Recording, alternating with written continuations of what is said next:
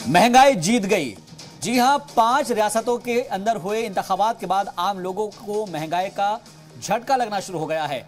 आज से गाड़ियों में सफर करना, खेत में सिंचाई करने जैसे जरूरी कामों के अलावा घर में खाना पकाना और भी ज्यादा महंगा हो गया है। जी हां, आज से डीजल, पेट्रोल और गैस सिलेंडर की कीमतों में इजाफा हुआ है। 137 दिन बाद पेट्रोल में 80 पैसे और डीजल में 78 पैसे फी लीटर का इजाफा हुआ है, जबकि गैस सिलेंडर में 50 रुपए का इजाफा हो चुका है। जिसके बाद दिल्ली में पेट्रोल की कीमत 96 रुपए 21 पैसे, जबकि डीजल की कीमत 87 रुपए 47 पैसे हो गई है। मुंबई की बात की जाए तो मुंबई में पेट्रोल की कीमत 110 रुपए 82 पैसे पहुंच गई है, जबकि डीजल की कीमत यहां पर 95 रुपए हो गई है। लेकिन सबसे अहम बात, बिहार की राजधानी पटना में रसोई गैस की कीमत 1039 रुपए 50 पैसे हो गई है। और आपको ये नहीं भूलना चाहिए कि आज बिहार दिवस है। एक तरीके से कह सकते हैं कि बिहार दिवस पर बिहार के लोगों को एक बड़ा झटका लगा है और वो महंगाई का झटका लगा है। महंगाई को लेकर अपोजिशन लीडरान ने तंज कसा है। कांग्रेस के साबिक सदर राहुल गांधी ने ट्वीट करते हुए कहा है कि गैस, डीजल और पेट्रोल की कीमतों पर लगा लॉकडाउन हट गया है। अब सरकार मुसलसल कीमतों का विकास करेगी। जबकि समाजवादी पार्टी के सदर अखिलेश यादव ने अपने ट्वीट में कहा है कि अवाम को दिया बीजेपी सरकार ने महंगाई का एक और तोहफा। लखनऊ में रसोई गैस सिलेंडर हुआ 1000 के पार। इंतखाब खत्म, महंगाई शुरू। भारत एक जमहूरी मुल्क है जहां इंतखाबात को लेकर त्योहार की तरह इसको मनाया जाता है। अवाम को उम्मीद यह होती है कि नई हुकूमत आएगी तो आम लोगों को राहत देगी, लेकिन हिंदुस्तान में इसके बरक्स उल्टा देखने को मिलता है। हुकूमत चाहे किसी की भी रही हो, लेकिन इंतखाबात में कोई जीतता हो या हारता हो, कामयाबी किसी को भी मिलती हो, लेकिन अक्सर अवाम यहां पर हार जाते हैं और महंगाई जीत जाती है। आज के मुद्दा में इसी इश्यूज पर बात करेंगे, जहां हमारे साथ कई सारे खास मेहमान मौजूद होंगे। लेकिन उससे पहले सुनते हैं महंगाई को लेकर लोगों का क्या कहना है, अवाम इसके बारे में क्या सोचते हैं। लेकिन ये कितना फर्क आप देख रहे हैं, जैसे कि पहले आपको 1 लीटर में आप सफर करते रहे होंगे ठीक ठाक। बहुत फर्क पड़ रहा है, क्योंकि मैम 1 लीटर में तो लगभग वही चल पाती है 40-50 किलोमीटर। लगभग 100 रुपए की पेट्रोल 1 लीटर की आती है। अब क्या करें, अब मजबूरी है मैम। आम लोगों के लिए बहुत परेशानी है मैम, क्या करें फिर बताओ आप। ये तो पता ही नहीं चलता कब बढ़ जाता है और दिक्कत तो होती है, पेट्रोल की कीमतें बढ़ती है तो। और जैसे मैं एक नॉर्मल आदमी हूँ तो कल मुझे पता नहीं था, आज पता चला, मैं आज भरा रहा हूँ पेट्रोल। बट दिक्कत है, पेट्रोल की कीमतें बढ़ रही है। इसके अकॉर्डिंग जो सैलरी है ये कुछ नहीं बढ़ रही है, एक इम्पैक्ट तो आता ही है। देखिए, ऑफिस तो जाना है डेली, वो तो कर नहीं सकते, उसमें कटौती तो कर नहीं सकते हैं, क्योंकि टाइमली पहुँचना है, टाइमली आना है। हाँ, पेट्रोल रेट का आज से बढ़ गया है, बहुत से प्रॉब्लम्स है। पेट्रोल रेट बढ़ने से एवरीथिंग पे फ़र्क पड़ेगा और आम लोगों की लाइफ के लिए बहुत बड़ा एक प्रॉब्लम क्रिएट करेगा ये।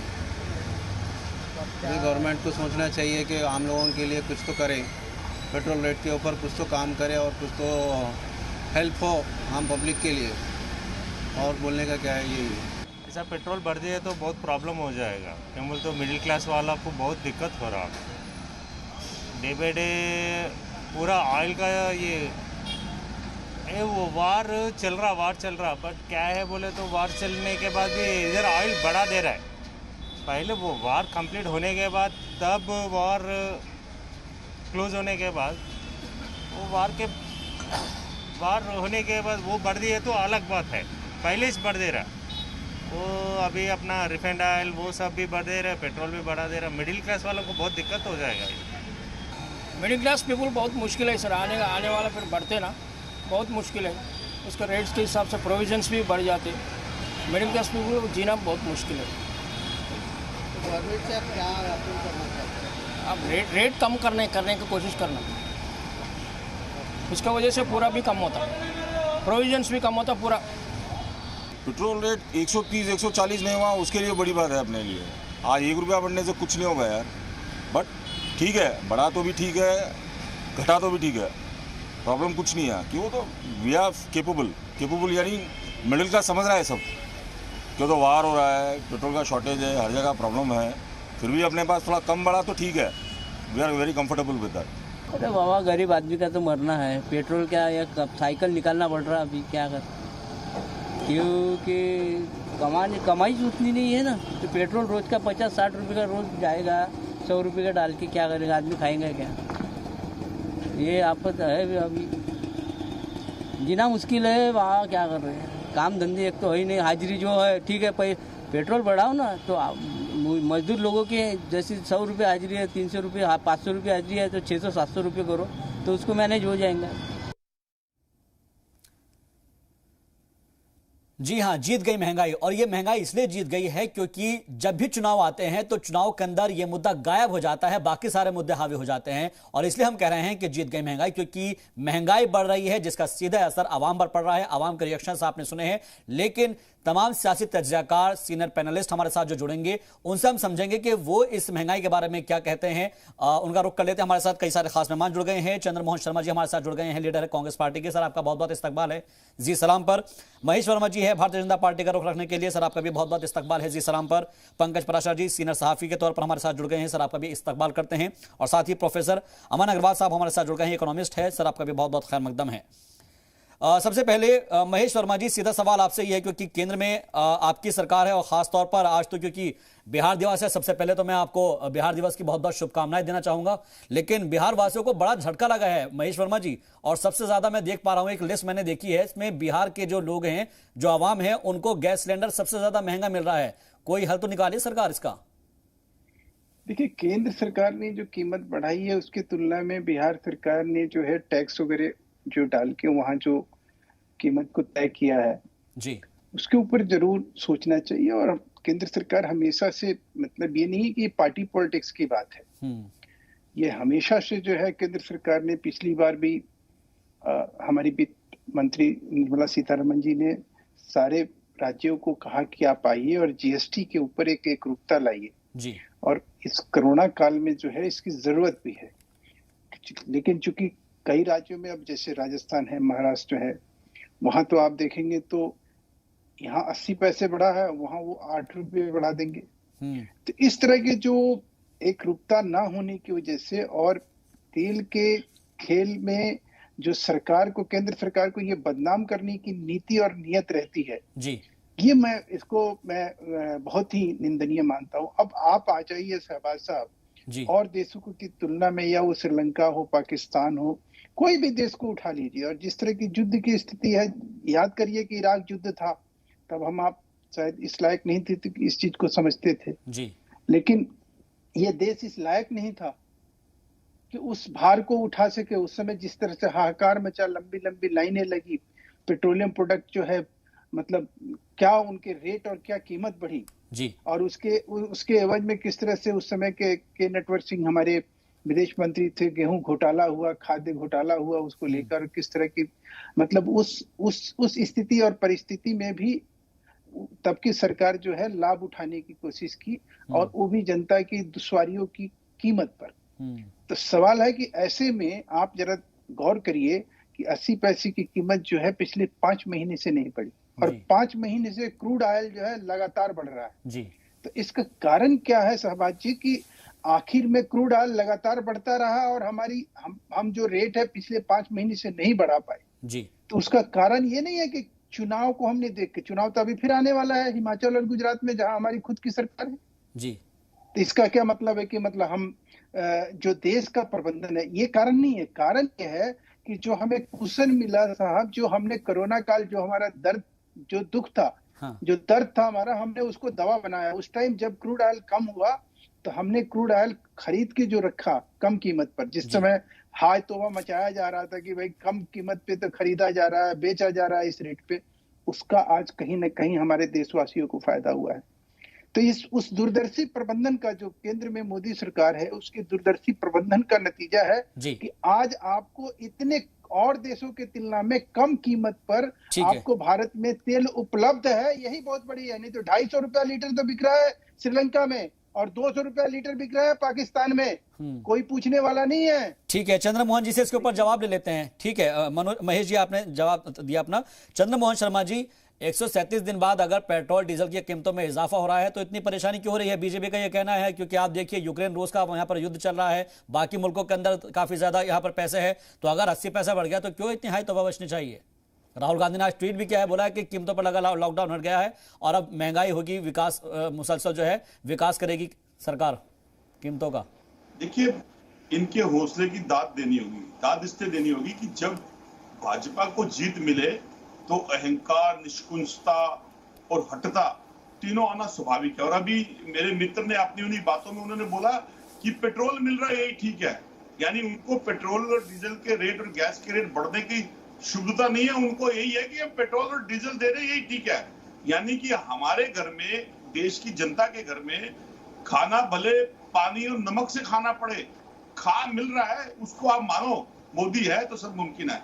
क्योंकि आज बेसिक क्या है, कहते हैं ना एक देसी कहावत है कि अफीम का चटा, और जो अफीम जिसको चटा दो फिर उसको अफीम चटाने के बाद किसी और चीज पे खड़ा कर दो, वो अफीम पे खड़ा रहेगा, किसी और चीज पे नहीं रहेगा। जब देश के अंदर बेसिक मुद्दों की बात हटाकर धर्म, मजहब और रीजनल पॉलिटिक्स के ऊपर बात आ जाए तो फिर आप जैसे पत्रकार और आप जैसे प्रवक्ता और राष्ट्रीय पार्टी के नेता आके किसी राष्ट्रीय चैनल पे बैठ के ऐसा कहना स्वाभाविक है, क्योंकि जीत आपको मिल रही है, क्योंकि देश की जनता को आपने मुद्दों से तो भटका दिया। क्योंकि मुद्दे तो 2014 में आपने जो उठाए थे, जो सवाल 2014 में आपने यूपीए सरकार के अगेंस्ट पैदा करे थे, आज 8 साल की सरकार के बाद आपने किसी एक मुद्दे पर मुझे बता दीजिए कि आपने समाधान कराया। आपने महंगाई खत्म करी, आपने बेरोजगारी खत्म करी, आपने जो देश का मोल है उस पर खत्म करा, आपने देश का इंफ्रास्ट्रक्चर डेवलप करा, आपने क्या समानांतर ऐसी चीज 8 सालों में देश को दी? आपके पास उसका कोई जवाब नहीं। हाँ, जवाब है वही ठीक कि मैंने अफीम बांटी, मैंने अफीम चटाई और अफीम चटाकर एक देश के अंदर ऐसे मुद्दों को दबा दिया जिसकी लड़ाई से मैंने सत्ता हासिल करी थी। अगर आज की बात आएगी तो ये टॉपिक छेड़ते हैं आपके लोग कि मुसलमान आ जाते हैं, धारा 370 की बात आ जाती है, और आज एक नई पिक्चर आपने लाके खड़ी कर दी, तो चर्चा उस पे है। और कई तो हमारे ऐसे भी मानव हैं देश में जो कह रहे हैं पेट्रोल हम महंगा ले लेंगे, डीजल महंगा ले लेंगे, लेकिन हम वो पिक्चर वाला सीन नहीं होने देंगे। तो अफीम तो आपने चटा दी, इसलिए आपके अंदर निष्कुंजता, अहंकार और हठता आने स्वाभाविक है। तो उसके लिए तो ये है। लेकिन आप मैं पूछूंगा, आज का दिन, आज आप बात करें एक छोटी सी बात, आज ही के दिन आप शायद भूल गए कि आज ही के दिन 2 साल पहले 59 रुपए 69 पैसे पेट्रोल हुआ करता था और 62 रुपए 39 पैसे डीजल हुआ करता था। और आज ही के दिन, आज ही की तारीख के ऊपर 96 रुपए 21 पैसे पेट्रोल और 87 रुपए 47 पैसे डीजल। ये भी आप ही की देन है। जहाँ कमर्शियल डीजल 2000 के पार चला गया, बाकी तो प्रोमो में हमारे पत्रकार भाई ने आपको बताया। लेकिन बात वही है कि आपने चटाया जो नशा है, उसके आगे मुद्दे जीवित कहाँ बचे हैं, उनको तो आपने मार दिया। ठीक है, मैं आपके पास फिर से लौटूंगा। पंकज पराशर जी, क्या आपको लगता है कि क्योंकि हमने कई सारी डिबेट्स भी की है आपसे, और जब चुनाव हो रहे थे तो हमने ये भी कहा था कि आखिर जीत के इस नशे के अंदर जो कहा जाता है विरोधियों की तरफ से, विपक्ष की तरफ से, कि वो सब चीजें भूल जाती है, महंगाई को भूल जाती है, और जब महंगाई को मुद्दा बनाने की कोशिश की जाती है तो वो मुद्दा होता ही नहीं है। अब फिर मुद्दा बनाया जा रहा है, तो क्या इलेक्शन के अंदर वो चीजें, मुद्दे खत्म हो जाते हैं और महंगाई का मुद्दा अब फिर से आ गया है?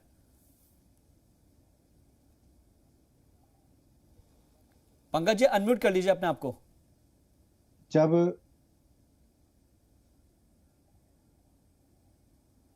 मेरी आवाज आई शाहबाज? जी जी शाहबाज, सही कहा आपने। हम लोग इस मुद्दे पे कई बार चर्चा कर चुके, पूरे चुनाव के दौरान ये मुद्दा बार बार रह के सामने आया जी। जब अक्टूबर था, महंगाई चरम पे थी, डीजल पेट्रोल 100 और 100 के आसपास और पार निकल गए थे, और जनता के बीच में जो है ये सबसे बड़ी समस्या थी। यकायक सरकार ने इसके ऊपर कंट्रोल किया और राज्य और केंद्र सरकारों ने दाम नीचे गिराए, लोगों को थोड़ी राहत महसूस हुई। लेकिन जब इलेक्शन आया तो इलेक्शन के पूरे प्रोसेस के दौरान महंगाई मुद्दा ही नहीं था। और सबसे बड़ी बात यह है कि सत्ता पक्ष की तो देखो, एक मतलब आप कह दीजिए कि उसका प्रबंधन है, उसका चुनावी प्रबंधन था, उसको तो अपने ऊपर लगने वाले आरोपों को किसी भी तरह से एस्केप करना है, अपने आप को उससे बचाना है जी। लेकिन जो सबसे बड़ी बात थी वो ये विपक्ष के ऊपर डिपेंड करती थी। विपक्ष ने महंगाई को मुद्दा कहां बनाया? अगर सत्ता पक्ष उसको धर्म के ऊपर लेके गई, सत्ता पक्ष उसको जो है मजहब के ऊपर लेके गई, तो विपक्ष ने जो है अपने उस मुद्दे को पकड़ के कहां रखा? वो भी तो उनके ब्लफ में जो है शामिल हो गए, उन्होंने भी तो कोई कोर कसर नहीं छोड़ी धर्म की लड़ाई लड़ने में। तो कुल मिला के ये आज के कार्यक्रम की टैगलाइन बहुत शानदार है कि वाकई महंगाई जीत गई है और जनता हार गई है। अब एक कहावत है ही इस देश के अंदर, हम तमाम उपन्यासों में ये चीज पढ़ चुके हैं, जो भारतीय उपन्यास हैं और फिल्मों में तो अक्सर ये डायलॉग होता ही है कि इस देश की जनता की मेमोरी बड़ी शॉर्ट टर्म होती है। यहाँ आज एक बड़ी घटना होती है, लोग उसको लेके हाहाकार मचाते हैं, धरने प्रदर्शन करते हैं, मोमबत्ती जुलूस निकलते हैं और कल एक दूसरी बड़ी घटना हो जाती है और पीछे वाली घटना को हम भूल जाते हैं। तो समस्या यही है कि हम सब लोग जो हैं यथार्थजीवी नहीं हैं। हालांकि इस महंगाई के ऊपर अभी जो हमारे साथ इकोनॉमिस्ट भी जुड़े हुए हैं इस पैनल में, वो और बेहतर तरीके से इस पर प्रकाश डालेंगे, क्योंकि ये एक मतलब ग्लोबल इशू है, ये कोई घरेलू मुद्दा नहीं बचा है। अब हम एक ऐसे स्पेस में बैठे हुए हैं, एक ऐसे देश में हम जी रहे हैं जिसकी सीमाएं जो है व्यापारिक रूप से पूरी दुनिया के साथ खुली हुई है। तो जहां कहीं भी कुछ होता है, अब यूक्रेन का युद्ध है या ऑयल का कम प्रोडक्शन है या और दूसरा सेंसेक्स का गिर जाना है या तमाम तरह की अर्थव्यवस्था पे जो है चीजें असर डालती हैं, तो इससे हम अछूते नहीं रह सकते। बेशक, हाँ, ये बात जरूर है कि विपक्ष और जनता को ये तो जरूर सोचना पड़ेगा कि सरकार यदि आपकी जहन के ऊपर, आपकी याददाश्त के ऊपर पर्दा डालने की कोशिश कर रही है तो आप उसके ब्लफ में आ क्यों रहे हैं। ठीक है सर, मैं आपके पास फिर से लौटूंगा। प्रोफेसर अमन अग्रवाल साहब,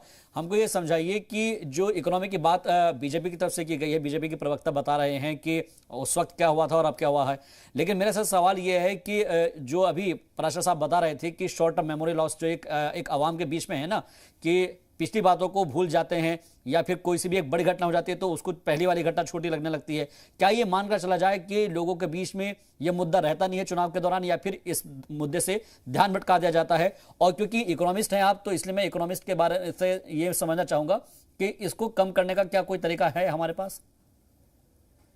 आप बिल्कुल ठीक पूछा। पहली बात तो जो ये तेल के दाम बढ़े हैं और जो उम्मीद की जा रही थी, जो अटकलें लगाई जा रही थी, अलग अलग इकोनॉमिस्ट थे, अलग अलग संस्थाएं थी और अपोजिशन भी अटकलें लगा रही थी, वो काफ़ी ज़्यादा बढ़ने की अटकलें लगा रही थी। जो पिछले कुछ प्रोग्राम हो रहे थे उनमें 2 रुपया, 5 रुपया, 10 रुपया ऐसे रुपये बढ़ाने की बात चल रही थी।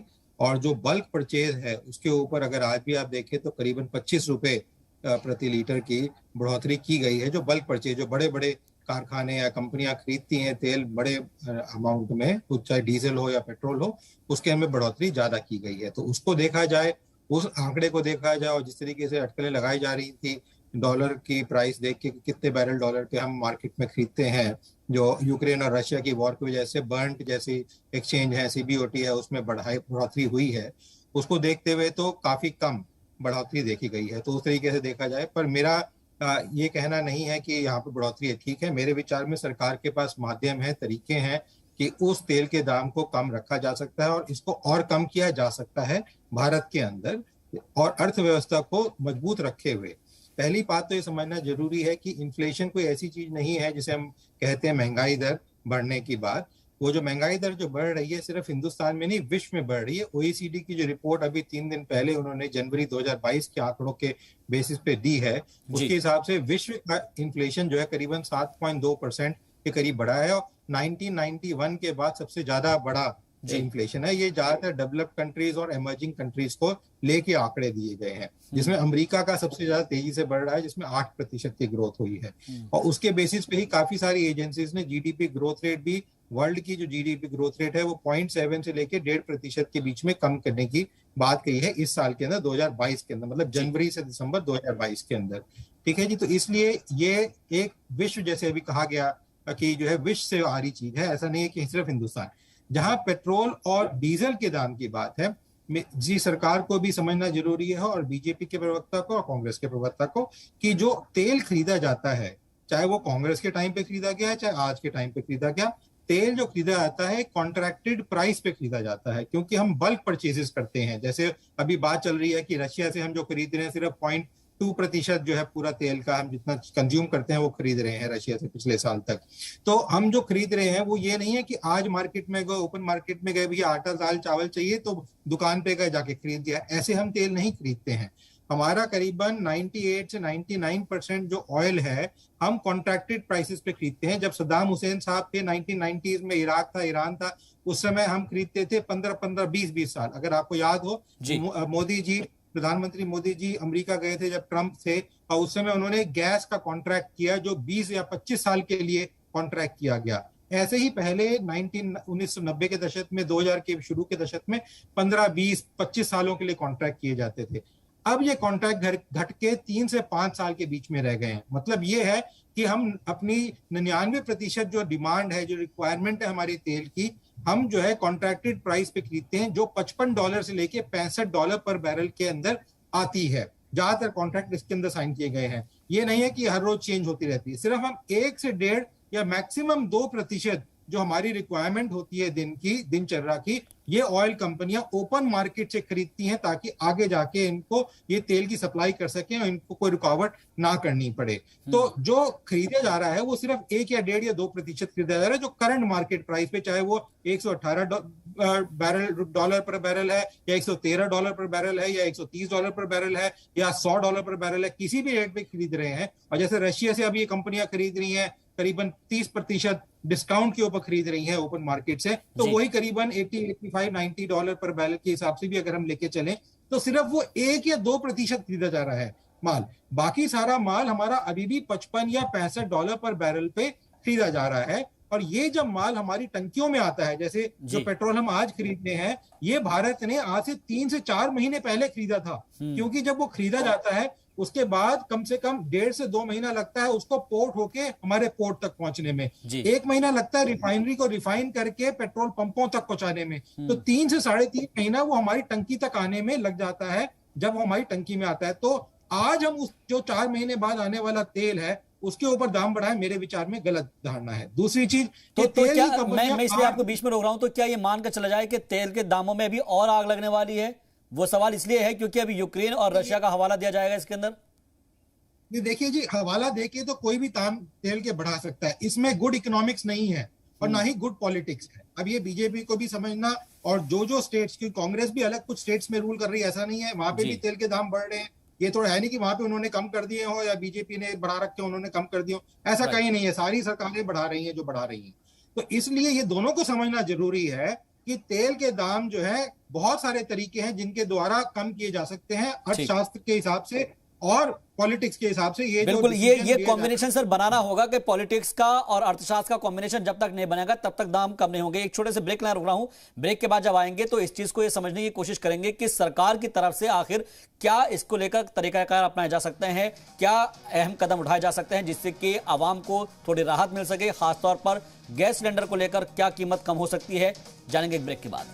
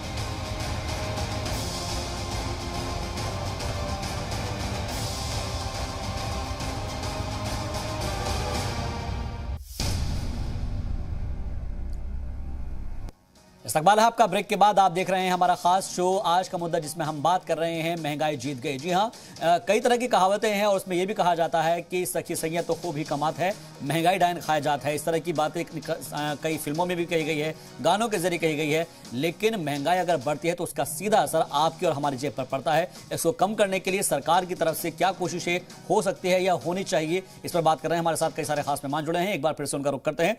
और महेश वर्मा जी, मैं आपसे समझना चाहूंगा कि जो हमारे इकोनॉमिस्ट बैठे हुए हैं वो फॉर्मूला भी बता रहे हैं कि सरकार को क्या कदम उठाने चाहिए। और क्योंकि वो ये कह रहे हैं कि अब जो हमने तेल के दामों में इजाफा हुआ है ये तकरीबन 3 से 4 महीने पहले का है, तो क्या मैं उनसे भी ये चीज समझना चाह रहा हूं कि अब इसको सरकार कंट्रोल कर सकती है, क्योंकि अभी तो रशिया और रूस यूक्रेन का जो युद्ध चल रहा है, जो जंग चल रही है, उसको लेकर तो हालात और अगर मजीद खराब होते हैं तो इसका मतलब कि महंगाई बढ़नी और भी ज्यादा तय है फिर।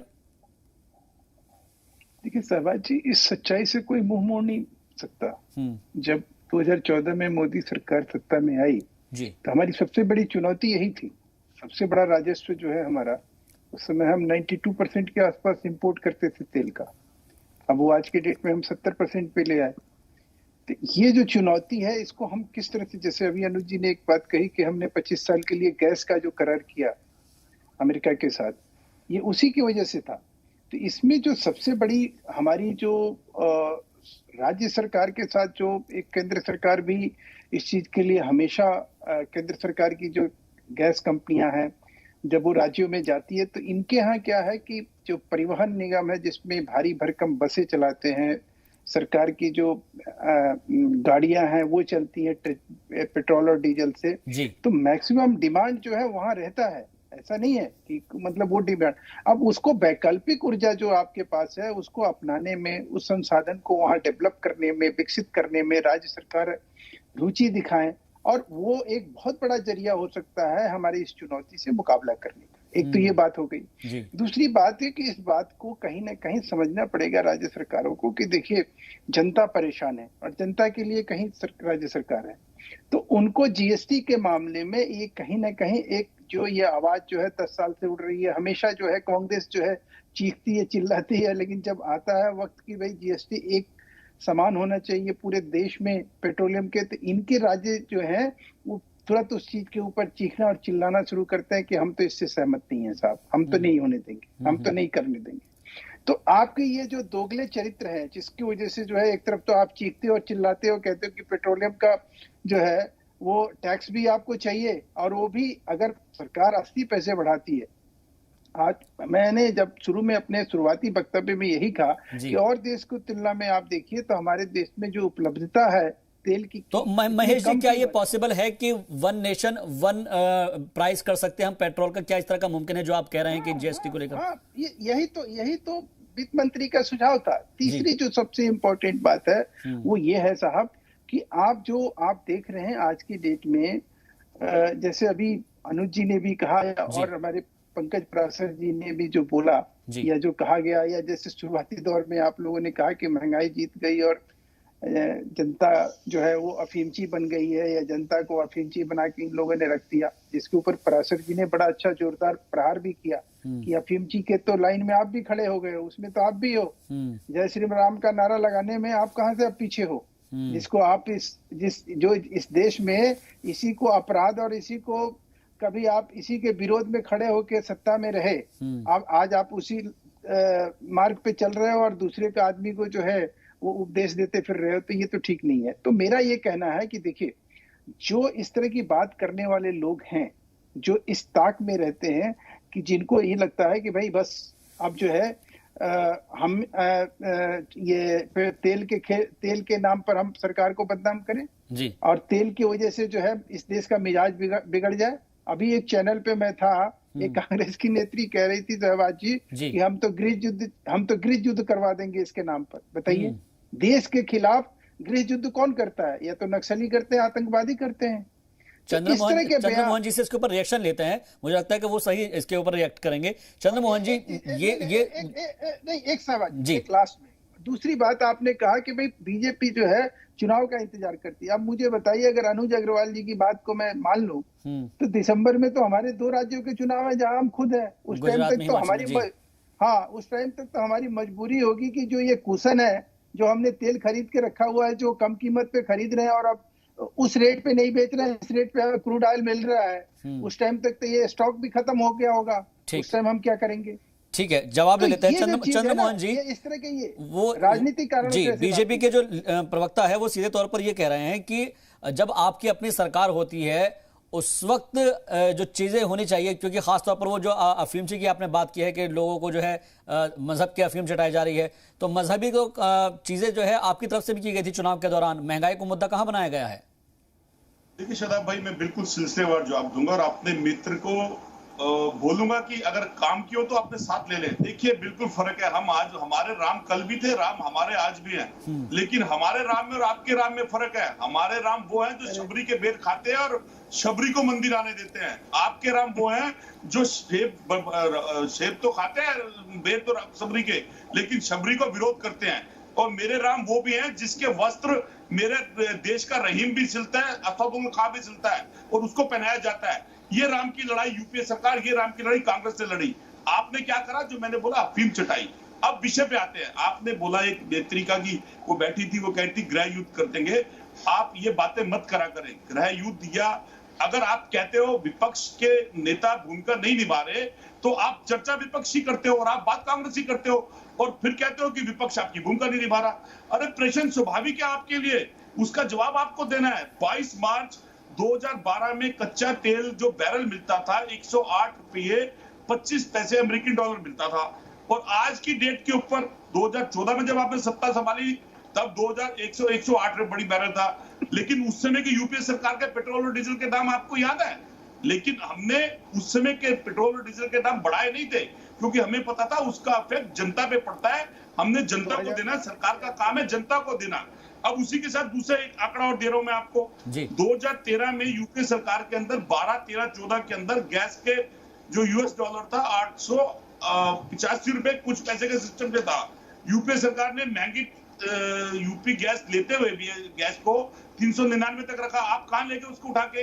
अब इसका असर कहां पड़ता है महेश भाई? असर पड़ता है रोजमर्रा की जरूरत पे, दूध, बिस्कुट, ब्रेड, तेल। आपको पता है आपके 25 रुपए सिलेंडर बढ़ाने से जो फरवरी में 10 से 15% जो खुदरा व्यापार के ऊपर जो महंगाई बढ़ी थी उसका असर अब फिर वापस आएगा, उसका कंज्यूमर छोटे रेटों तक पाएगा।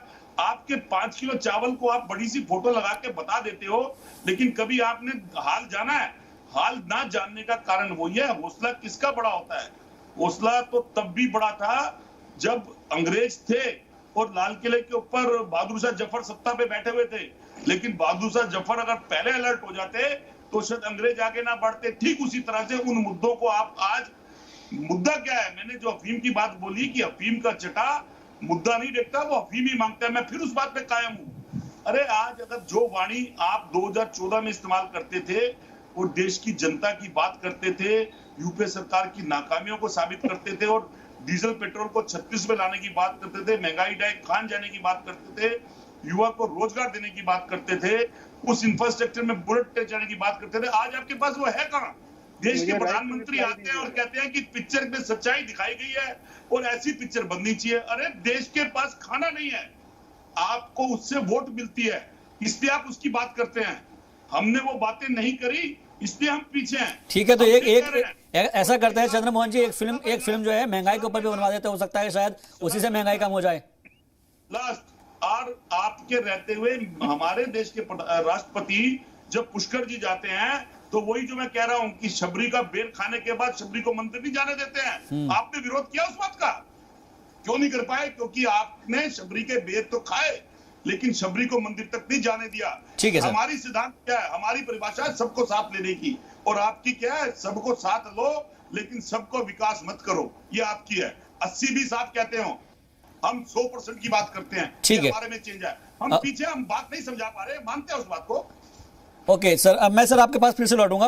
पंकज पराशर जी, मुझे एक चीज समझनी थी आपसे, क्योंकि एक नॉर्मल एक हमारा जो व्यूअर है वो ये समझना चाह रहा है कि यूक्रेन और रशिया के बीच जो इस वक्त जंग चल रही है उसको लेकर कई तरह के सवाल आ रहे हैं कि इसको लेकर जो है तेल के दामों के अंदर इजाफा होगा या हो सकता है या फिर हो चुका है। सवाल सर ये है कि रशिया से हमारी अच्छी दोस्ती है इंडिया की, तो क्या हमारे लिए कोई एक तरीके से राहत नहीं हो सकती है रशिया के लिए और रशिया से इंडिया के लिए? और दूसरा मैं ये समझना चाहूंगा कि जो ये तेल अगर दाम बढ़ रहे हैं तो क्या डॉलर की वजह से बढ़ रहे हैं? क्योंकि अगर हम पेमेंट करेंगे रूबल के अंदर तो क्या कुछ नहीं हो सकता इस तरह से डॉलर में ही पेमेंट करना होता है?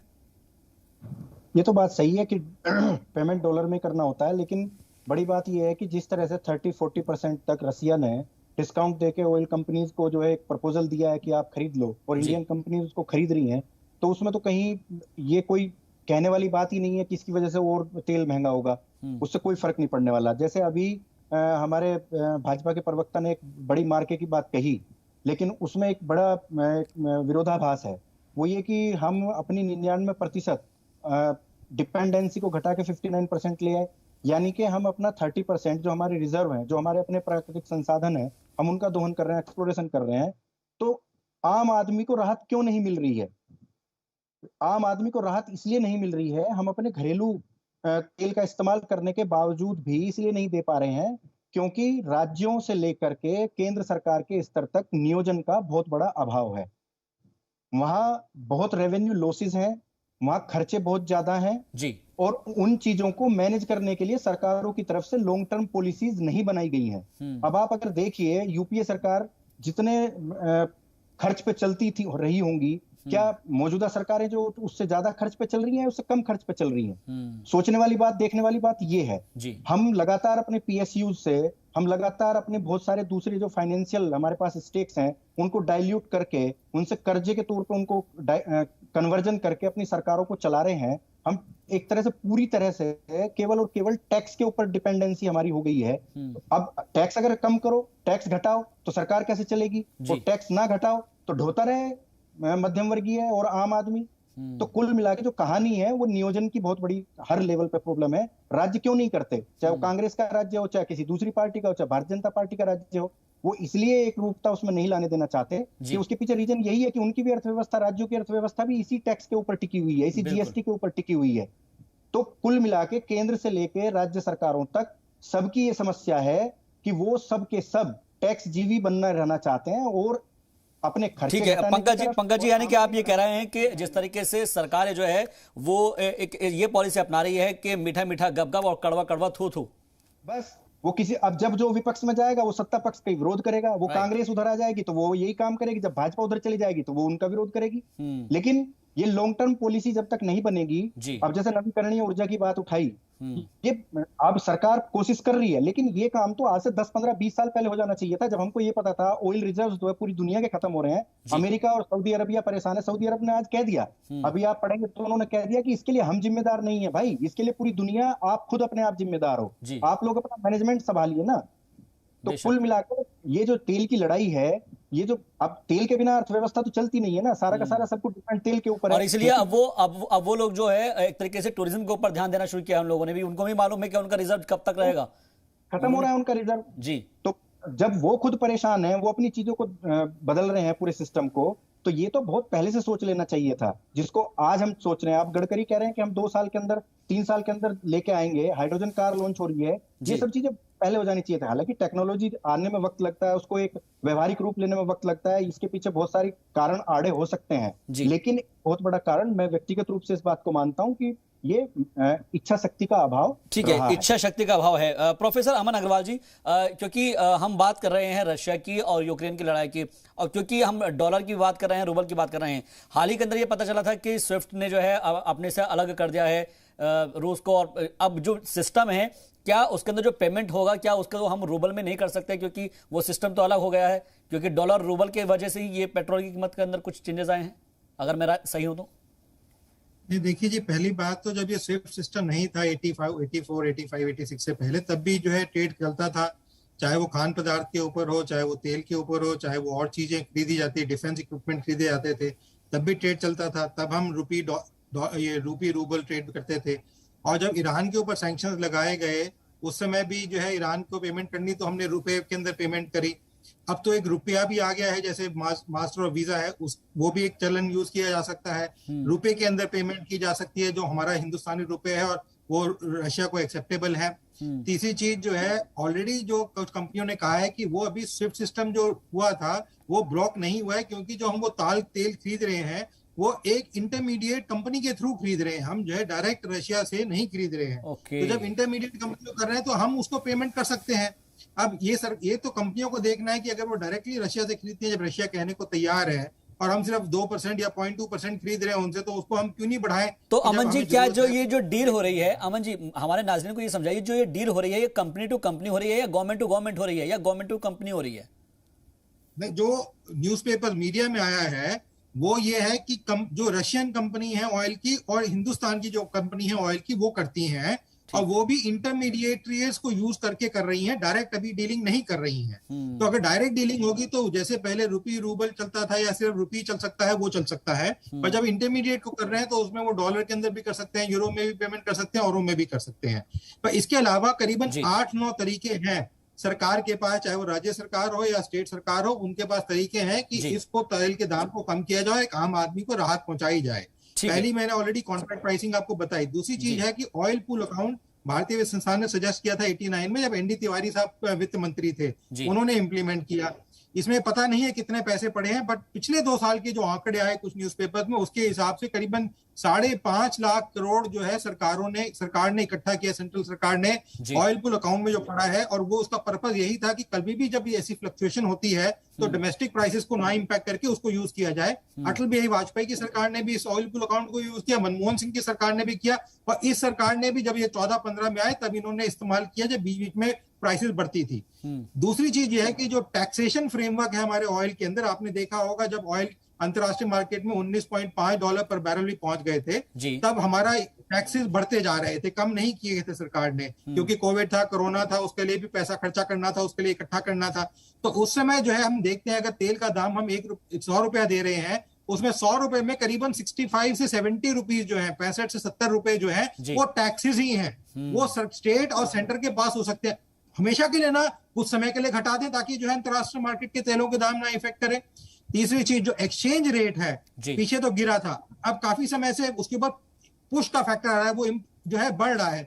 एक्सचेंज रेट जब बढ़ता है तो हमारी जो इंपोर्ट कैपेबिलिटी जो एक शेकर के ऊपर होती है, जो हमारे खर्च करने की जो क्षमता होती है, रुपए के अंदर हम खर्च कर सकते हैं, पर जब हम फॉरेन करेंसी में खर्च करते हैं, जब रुपया बढ़ता है तो उससे हमारी क्षमता बढ़ जाती है। तो जैसे जैसे हमने देखा, जब अटल बिहारी वाजपेयी थे तो $30 पर डॉलर से लेके $40 पर डॉलर से लेके $30 पे गया, तो उस समय तेल जो अंतरराष्ट्रीय मार्केट में बढ़ा, उससे कोई फर्क नहीं पड़ा हिंदुस्तान में, क्योंकि रुपया बढ़ा और उससे हमारा जो एक तरीके से वो रेगुलेट का काम कर रहा था, वो एक तरीके से रेगुलेट का काम कर रहा था कि अगर अप एंड डाउन होता है तो वो सिचुएशन को वो संभाल लेगा। सर, मैं आपसे और भी चीजें समझूंगा, अपने नाजरीन के लिए एक छोटे से ब्रेक ले रुक रहा हूँ।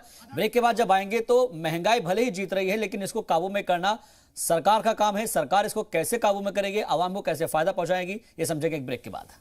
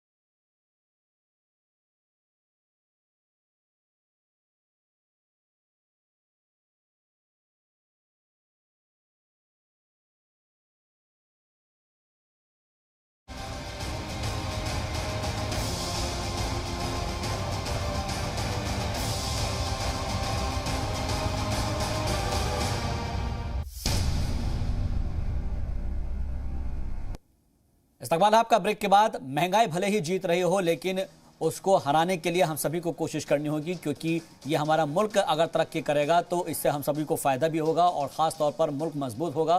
कई सारे खास मेहमान हमारे साथ जुड़े हैं, एक बार फिर से उनका रुख करते हैं। महेश वर्मा जी, क्योंकि कई तरीके की बातें सामने आती है कि पेट्रोल के दामों को इसलिए भी कई बार बढ़ाया जाता है कि ताकि लोग कम से कम इस चीज़ को महसूस करें कि पेट्रोल अगर बढ़ रहे हैं तो दूसरे ऑप्शन की तरफ जाए।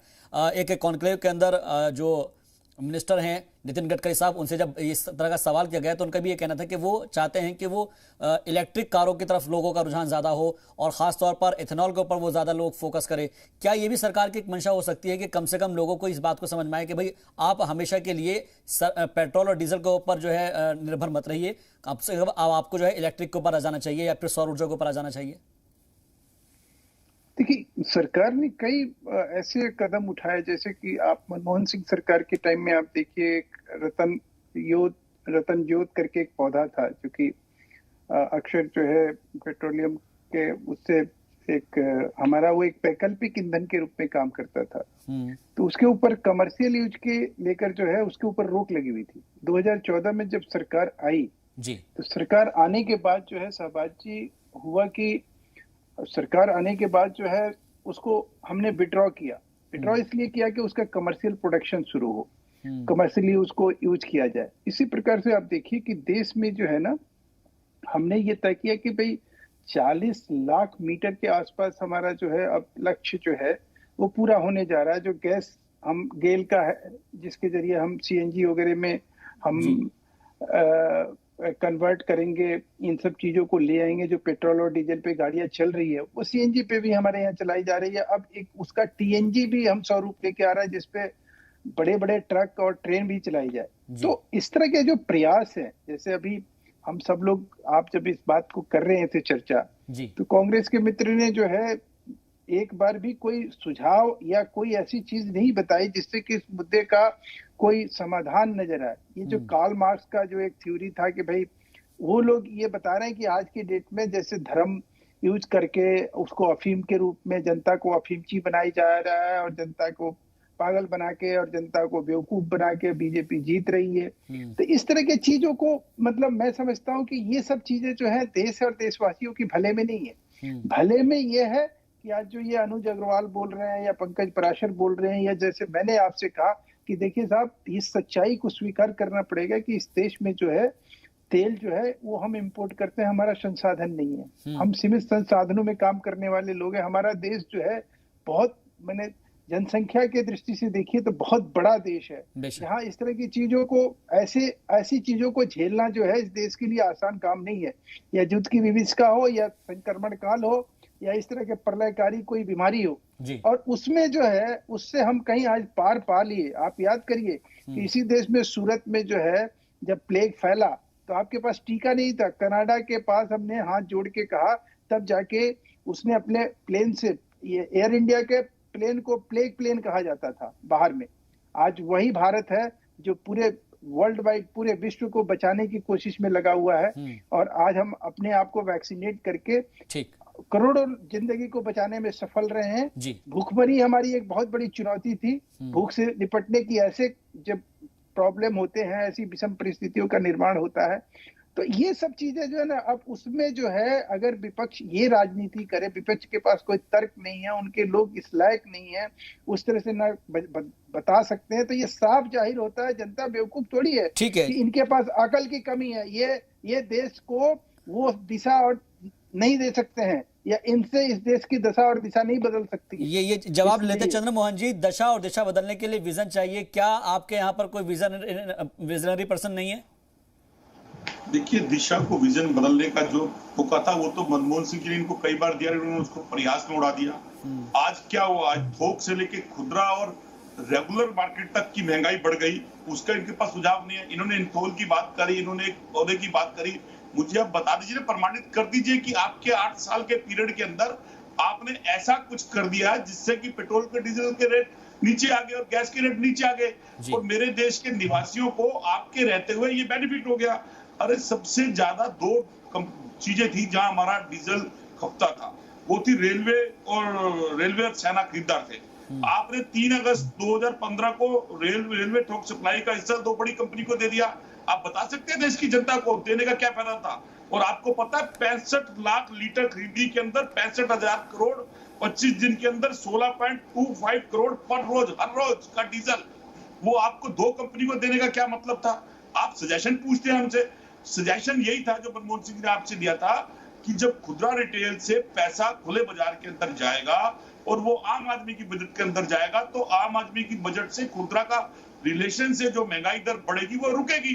जो यूपीए सरकार के अंदर महंगाई बनी, जिसको महंगाई डैन आपने कहा, वो तो महंगाई डैन से बढ़कर महंगाई डायनासोर बन गई है। और वो महंगाई डायनासोर बनने के बाद आपको बचा क्यों रही है? वो बचा इसलिए रही है जो मैंने आपसे बोला जी, कि अगर एक घर के 2 सदस्य हैं, 2 बच्चे हैं, तो एक बच्चा अपने माँ बाप की बात को सुनता और एक नहीं सुनता, तो पड़ोसी या उसका दोस्त उसको किसी भी एक चीज की लत लगाता है वो लत लगाने के बाद वो अपने बाप पे प्रेशर करता है और कहता है कि आपने मेरे लिए किया क्या। वो लत ही लगाई है आपने देश की जनता को। आप प्रमाणित करते हैं कि 8 साल में मोदी युग के अंदर देश को विकास हुआ, और पिछले 70 सालों में जहां आपकी भी सरकारें रही, जिसमें आपकी जो नाप लगाते हैं अटल योजना, वो अटल बिहारी भी देश के प्रधानमंत्री थे। आप तो उनके मुंह में भी कालक पोत देते हो, क्योंकि 70 साल में आप कहते हो हुआ क्या, लूट हुई। अरे कम से कम कोई गणना करते समय, गणित करते समय महेश भाई, ठीक है, ये तो कह दीजिए। हो सकता है कि कुछ लोग आपको मानते हो, कुछ लोग तो ऐसे हैं जो आपकी बात को सुनते हैं और हंसते हैं। ओके सर, वो वक्त का इंतजार कर रहे हैं जब पटरा बदलेगा। मुझे लगता है सर, मुझे लगता है कि हमें कंक्लूजन की तरफ जाना चाहिए, और मैं चाहूंगा पंकज पराशर जी बहुत जल्दी संक्षेप में बताएं कि इसका हल कैसे निकाला जाए, क्योंकि अगर पेट्रोल के दाम आज नहीं तो कल बढ़ेंगे, कल नहीं तो परसों बढ़ेंगे। इसका जो एक ऑप्शनल हम अलग एनर्जी की बात कर रहे हैं, उसके ऊपर कितनी जल्दी और कितना फास्ट काम होना चाहिए ताकि हमारे पास ऑप्शन हो। देखिए, टेक्नोलॉजी को तेजी से हमें अडॉप्ट करना होगा। जो परंपरागत ऊर्जा के स्रोत हैं उनसे हटके हम लोगों को नवीकरणीय ऊर्जा की तरफ बढ़ना होगा जी। और दूसरा मेरा एक सबसे ज्यादा निवेदन है, वो कांग्रेस के प्रवक्ता से भी है और मैं कांग्रेस पार्टी से भी कहता हूं, भाई आपके पास अच्छे फाइनेंस के जानने वाले लोग हैं, तो जैसे अनुज अग्रवाल जी 8 अच्छे सुझाव दे रहे हैं, आप लोग भी ऐसे 8-10 सुझाव जानते हो तो उनको लीजिए, पार्लियामेंट के सामने रखिए। मेरी और अनुज जी की और लोगों की बात तो शायद हो सकता है ना माने सरकार, पार्लियामेंट में अगर आपका कोई अच्छा फाइनेंस का आदमी इस बात को रखेगा तो हो सकता है उसमें 2-4। और मनमोहन जी तो बहुत अच्छे इकोनॉमिस्ट हैं, सबसे ज्यादा माने हुए हैं, तो हो सकता है कि उनकी बात को मान लिया जाए। ठीक है सरकार, और अगर नहीं मानेगी तो फिर हम जैसे लोग कहेंगे कि भाई आप मान क्यों नहीं रहे। ठीक है, फिर बीजेपी के ऊपर सवाल उठेंगे। प्रोफेसर अमन अग्रवाल जी, आप सभी लास्ट कमेंट चाहेंगे। देखिए जी, मेरे विचार में बड़े से तरीके हैं, जैसे कुछ बताए हैं, उसके अलावा भी और तरीके हैं, और जीएसटी के अंदर भी इसको लाया जा सकता है। जैसे कहा गया था उसमें वोटिंग राइट का सिस्टम होता है, और वोटिंग राइट के अंदर इस समय क्योंकि बीजेपी की सरकार सबसे ज्यादा क्षेत्रों में है तो वो उनके पास पॉसिबिलिटी है कि लेके आ सके। दूसरा, रशिया का इंक्रीज करना चाहिए। ऑयल बॉन्ड एक तरीके से प्रोडक्ट लाके किया जा सकता है, जहां पे कहा जाए तेल कंपनियां लॉसेज में जाएंगी। अगर हम ऑयल इंडिया के ही लें, ऑयल इंडिया करीबन 3000 से 5000 करोड़ का प्रॉफिट कमा रही है, 10,000 से 15,000 करोड़ का रेवेन्यू है उसका हर साल का। पिछले साल का भी ऐसा ही हाल है, 3000 करोड़। अगर उसको 1000-2000 करोड़ कम भी हो जाएगा कुछ महीनों की वजह से तो कोई बहुत बड़ा नुकसान नहीं हो जाएगा, फिर भी प्रॉफिट कमाएगी। ठीक है, यानी कि आवाम को एक तरीके से सर, मेरे पास क्योंकि वक्त की कमी है, आवाम को अगर हमको राहत देनी है तो उसके लिए हमको जो बीच में रेगुलेट है उसको उसी के हिसाब से जो रेट है अगर फ्लैक्चुएट हो रहे हैं तो उसको कंट्रोल करना होगा। बहुत बहुत शुक्रिया आप मेहमानों का हमारे साथ जुड़ने के लिए। और कुल मिलाकर ये देखना अहम होगा कि आने वाले वक्त में महंगाई अगर जीतती है तो आवाम ना हारे। आवाम का जीतना बहुत जरूरी है, हिंदुस्तान का जीतना बहुत जरूरी है। देखते रहिए जी सलाम।